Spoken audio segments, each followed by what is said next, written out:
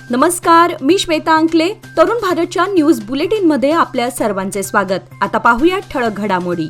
बेळगाव शहरातील वाहतूक कोंडी कमी करण्यासाठी 10 किलोमीटर उड्डाणपूल बांधण्याची महत्त्वाकांक्षी योजना आखली आहे. सार्वजनिक बांधकाम मंत्री सतीश जारकीहोळी यांच्या प्रयत्नातून या कामाचा विकास होणार असून या संदर्भात हालचाली सुरू झाल्या आहेत. आज सोमवारी या संदर्भातील माहिती मंत्री सतीश जारकीहोळी यांनी पत्रकार परिषदेत दिली. पुणे-बेंगळूर राष्ट्रीय महामार्गावर कित्तूर नजीक भरधाव कारची ट्रकला मागून धडक बसल्यानं झालेल्या अपघातात चिक्कोडी येथील सहकार निबंधक कार्यालयातील द्वितीय दर्जा अधिकारी अमित नायकू शिंदे वय 44 राहणार अक्कोळ तालुका निपाणी हे ठार झालेत, तर कारमधील आणखी 3 जण जखमी झाले. या जखमींवर बेळगाव येथील खासगी रुग्णालयात उपचार सुरू आहेत. महालिंग सदाशिव खुबी वय 30, सद्दाम हुसेन जमादार वय 32, नरसू विठ्ठल बन्ने वय 28 राहणार तिघेही अक्कोळ अशी 3 जखमींची नावे आहेत. घटनेची नोंद कित्तूर पोलिसात झाली आहे. तरुण भारतच्या हिंडलगा येथील कॉर्पोरेट कार्यालयामध्ये प्रजासत्ताक दिन उत्साहात साजरा करण्यात आला. कार्यकारी संचालक रोमा ठाकूर यांच्या संकल्पनेनुसार तरुण भारतमधील विविध विभागात काम करणाऱ्या एका व्यक्तीला ध्वजारोहणाचा मान दिला जातो. यंदा हा मान रिपोर्टिंग विभागातील सुशांत कुरंगी यांना मिळाला. त्यांच्याच हस्ते ध्वजारोहण करण्यात आले. या प्रसंगी तरुण भारत समूह प्रमुख व सल्लागार संपादक डॉक्टर किरण ठाकूर, रोमा ठाकूर व परिवारातील सर्व सदस्य उपस्थित होते. सुशांत कुरंगी यांनी ध्वजारोहण केल्यानंतर राष्ट्रगीत झाले. यानंतर तरुण भारतच्या सुरक्षा रक्षकांनी शानदार पथसंचलन करून उपस्थितांना मानवंदना दिली. यानंतर झालेल्या कार्यक्रमात डॉक्टर किरण ठाकूर यांच्या हस्ते सुशांत कुरंगी यांचा शाल, श्रीफळ व पुष्पगुच्छ देऊन सत्कार करण्यात आला. प्रारंभी सीएफओ उदय खाडीलकर यांनी स्वागत केले. मनीषा सुभेदार यांनी आभार मानले. यावेळी संपादक विजय पाटील, व्यवस्थापक गिरीधर शंकर व विविध विभागाचे प्रमुख व कर्मचारी उपस्थित होते. Belgaum SPM road, Kapileshwar colony, Shahapur येथील विद्या प्रचारक मंडळाच्या गजाननराव भातखांडे शाळेच्या 55व्या वर्धापन दिनानिमित्त मंगळवार दिनांक 28 जानेवारी 2025 रोजी भव्य शोभायात्रेचे आयोजन करण्यात आले आहे. या सोहळ्यानिमित्त मराठी चित्रपट सृष्टीतील सुप्रसिद्ध गायिका बेला शेंडे यांची खास उपस्थिती लाभणार आहे.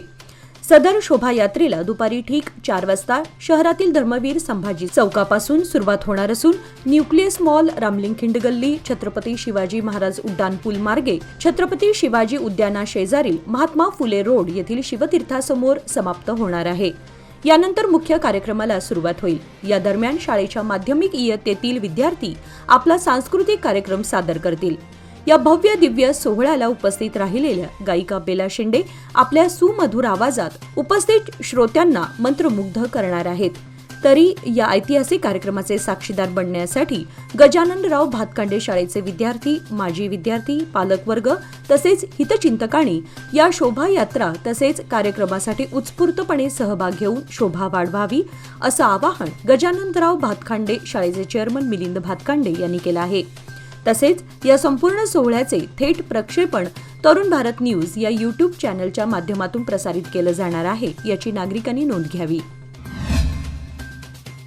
जिल्हा प्रशासनातर्फे बेळगाव येथील जिल्हा क्रीडांगणावर प्रजासत्ताक दिन उत्साहात साजरा करण्यात आला. यावेळी प्रमुख अतिथी म्हणून जिल्ह्याचे पालकमंत्री सतीश जारकीहोळी उपस्थित होते. त्यांच्या हस्ते ध्वजारोहण करण्यात आले. यावेळी आमदार राजू सेठ यांच्यासह जिल्हाधिकारी मोहम्मद रोशन, पोलीस आयुक्त याडा मार्टिन मार्मियान, जिल्हा पोलीस प्रमुख डॉक्टर भीमाशंकर गुळेद आदी उपस्थित होते. यावेळी विद्यार्थ्यांनी शानदार संचलन करून उपस्थितांची मने जिंकली. पालकमंत्री सतीश जारकीहोळी यांनी मानवंदना स्वीकारली. जांबोटी ओलमणी परिसरात काजू झाडांना मोहर येण्यास प्रारंभ झाला असून जानेवारी महिन्यातच सर्वत्र काजू झाडे बहरल्यामुळे काजू उत्पादकांमधून समाधान व्यक्त होत आहे. खानापूर तालुक्याच्या पश्चिम भागात काजू उत्पादनासाठी अनुकूल वातावरण असल्यानं शेतकरी वर्गाने ओसाड माळ रानावरील जमिनींमध्ये मोठ्या प्रमाणात काजू झाडांची लागवड केली आहे. काजू हे या भागातील प्रमुख नगदी पीक असल्यामुळे यापासून शेतकरी वर्गांना बऱ्यापैकी आर्थिक लाभ मिळतो. दरवर्षी काजू झाडांना डिसेंबर महिन्यापासून मोहर येण्याच्या प्रक्रियेला प्रारंभ होतो. यासाठी निरभ्र आकाश व उष्ण वातावरणाची आवश्यकता असते. यावर्षी मोठ्या प्रमाणात झालेला पाऊस तसेच थंडीची तीव्रता देखील कमी असल्यानं काजू पिकासाठी पोषक वातावरण निर्माण झालंय.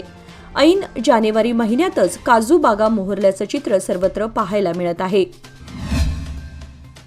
बेळगुंदी येथील श्री रवळनाथ पंचक्रोशी साहित्य अकादमी व मुंबईतील महाराष्ट्र राज्य मराठी विकास संस्थेतर्फे आयोजित 19वे साहित्य संमेलन 2 फेब्रुवारी रोजी होणार आहे. संमेलनाच्या शामियाना उभारणीचा मुहूर्तमेढ रोपण कार्यक्रम रविवारी सकाळी पार पडला. यावेळी निमंत्रित मान्यवर उपस्थित होते. मरगाई देवस्थान परिसरात हा कार्यक्रम झाला.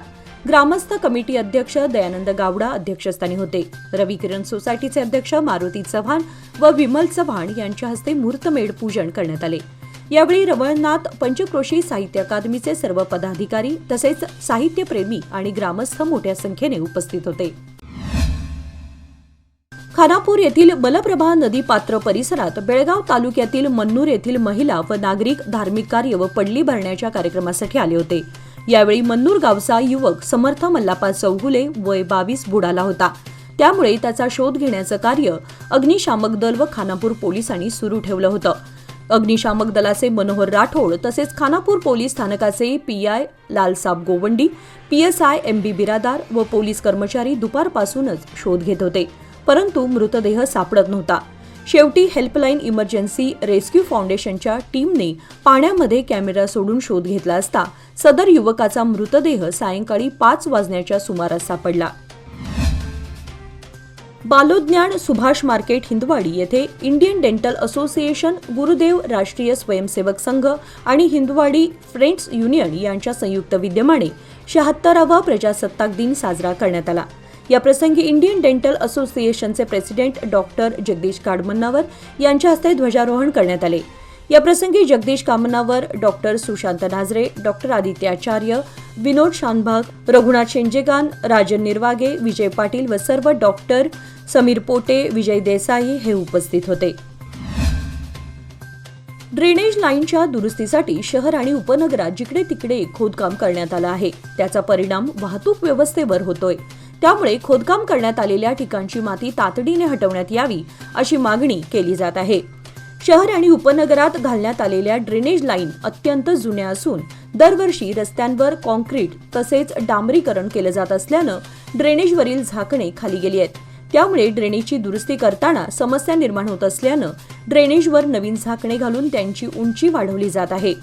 शहर व उपनगरात झाकणे घालून उंची वाढवण्याचं काम हाती घेण्यात आलं आहे. त्यासाठी खोदकाम करण्यात आलं असून माती ड्रेनेजच्या भोवती टाकण्यात आली आहे. 4 दिवसांपासून ड्रेनेजसाठी खोदलेली माती तशीच पडून असल्यानं याचा फटका वाहतूक व्यवस्थेला बसतोय. खडे बाजार, माळी गल्ली यासह काही ठिकाणच्या ड्रेनेजच्या झाकणांची उंची वाढवण्यासाठी खोदकाम करण्यात आलं आहे. त्यामुळे तातडीने ड्रेनेज भोवती टाकलेली माती हटवण्यात यावी अशी मागणी केली जात आहे. शहापूर बेळगाव येथील पंडित नेहरू हायस्कूल व आदर्श मराठी विद्यामंदिर या प्राथमिक शाळेच्या संयुक्त विद्यमाने प्रजासत्ताक दिन मोठ्या उत्साहात पार पडला. या कार्यक्रमाचे अध्यक्ष विश्व भारत सेवा समितीचे अध्यक्ष विजयराव नंदिहळ्ळी यांनी भूषवले. तर कार्यक्रमाचे प्रमुख पाहुणे म्हणून खादरवाडी गावचे सुपुत्र व सैनिक महादेव पाटील, जीवन संघर्ष फाउंडेशनचे डॉक्टर गणपत पाटील, तरुण भारत डिजिटल मीडियाचे कर्मचारी अमित कोळेकर यांच्यासह व्यासपीठावर पंडित नेहरू हायस्कूलचे मुख्याध्यापक SG हिरेमठ, आदर्श प्राथमिक शाळेचे मुख्याध्यापक विठ्ठल पाटील, पालक विनायक चौगुले आदी उपस्थित होते. पाहुण्यांच्या हस्ते नेत्यांच्या प्रतिमांचे पूजन करण्यात आले. खास प्रजासत्ताक दिनानिमित्त सैनिक महादेव पाटील यांनी शाळेसाठी भारतीय तिरंगा ध्वज भेटी स्वरूपात दिला. प्रमुख पाहुण्यांच्या हस्ते ध्वजारोहण करण्यात आले. पंडित नेहरू हायस्कूलच्या NCC पथकाने व सर्व विद्यार्थ्यांनी झेंड्याला मानवंदना दिली. तसेच विद्यार्थ्यांनी देशप्रेम जागृत करणारी भाषणे केली. उपस्थित पाहुण्यांनी विद्यार्थ्यांना देशप्रेम व देशाभिमान यावर मार्गदर्शन करणारे वक्तव्य केले. यावेळी दोन्ही शाळेतील सर्व शिक्षक, कर्मचारी वर्ग, विद्यार्थी, पालक मोठ्या संख्येने उपस्थित होते. शिक्षिका सुषमा पाटील यांनी सूत्रसंचालन केले, तर शारीरिक शिक्षक JB पाटील व निरंजन कर्लेकर यांनी कार्यक्रम यशस्वी करण्यासाठी अथक परिश्रम घेतले. उत्तराखंडमध्ये आज सोमवारी समान नागरी कायदा लागू झालाय. मुख्यमंत्री पुष्कर सिंह धामी यांनी UCCच्या पोर्टल आणि नियमांचं उद्घाटन केलं. त्याचबरोबर त्याची अधिसूचना देखील जारी करण्यात आली आहे. उत्तराखंड हे समान नागरी संहिता लागू करणारे देशातील पहिलं राज्य बनलंय. उत्तराखंडमध्ये 27 मे 2022 रोजी समान नागरी संहितेसाठी तज्ज्ञ समितीची स्थापना करण्यात आली. समितीने 2 फेब्रुवारी 2024 रोजी सरकारला आपला अहवाल सादर केला. यानंतर 8 मार्च 2024 रोजी विधानसभेत हे विधेयक मंजूर झालंय. विधानसभेतून मंजूर झाल्यानंतर ते राष्ट्रपतींच्या मान्यतेसाठी पाठवण्यात आलं होतं. त्यानुसार आज या निर्णयाला मंजुरी दिली आहे. उस्मळ येथील मलप्रभा नदीवरील ब्रिटिशकालीन पूल जीर्ण झाल्यानं तो धोकादायक बनलाय. म्हणून नवीन पूल मंजूर करावा अशी मागणी या भागातील नागरिकांकडून वेळोवेळी केली जात होती. त्यानुसार नूतन पुलासाठी वेगळा निधी मंजूर झाला असून मलप्रभा नदीवरील पूल पाडण्यास सुरुवात झाली आहे. सदर पूल आता इतिहास जमा होणार असून राष्ट्रीय महामार्ग प्राधिकरणातर्फे आता नवीन पूल 90 मीटर लांब तर 5.5 मीटर रुंद होणार आहे. त्यानुसार हा पूल उभारणीसाठी वाहतूक वळवण्यात आली आहे. याचबरोबर आजचे बातमीपत्र इथे संपले. अधिक माहिती आणि ताज्या घडामोडींसाठी पाहत रहा तरुण भारत न्यूज चॅनल. तसेच आमच्या चॅनलला लाईक, शेअर आणि सबस्क्राईब करायला विसरू नका. आणि विश्वासार्ह बातम्यांसाठी दररोज वाचा दैनिक तरुण भारत. धन्यवाद.